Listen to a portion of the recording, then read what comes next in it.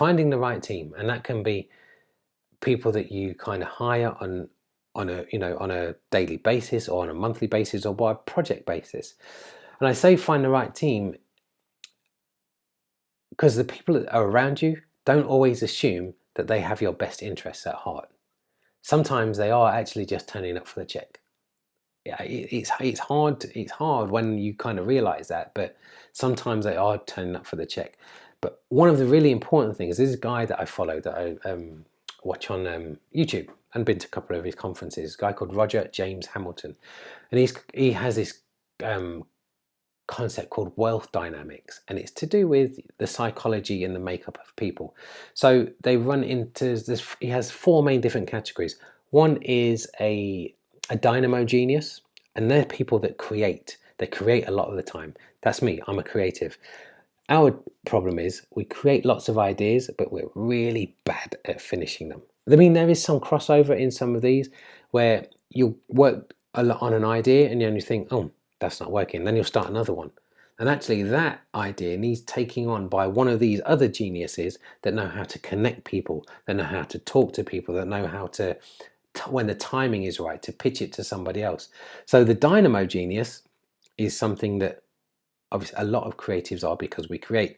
And as I say, there's a space in some of those businesses and some of those organizations where you as a creative can just blow their minds, and you'll come up with an idea. It's like, I had that idea about in 2 minutes, and they were like, wow, yeah, you can be the driver of something because they don't have that in their organization.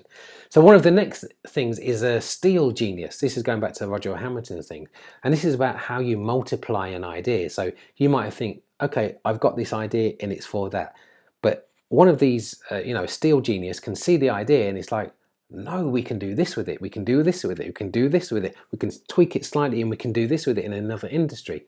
So you're connecting with people that don't necessarily, they're creative, but you don't necessarily see the things that they see. Then we've got a blaze genius, and they're supporters. They're people that support your work. They help you get to where you want to get to. That doesn't mean to say they're another creative, because the worst thing to have is too many creatives on your team, because everybody's great at creating ideas, or create ideas, and you won't finish any, you won't actualize any, because everybody's just creating ideas.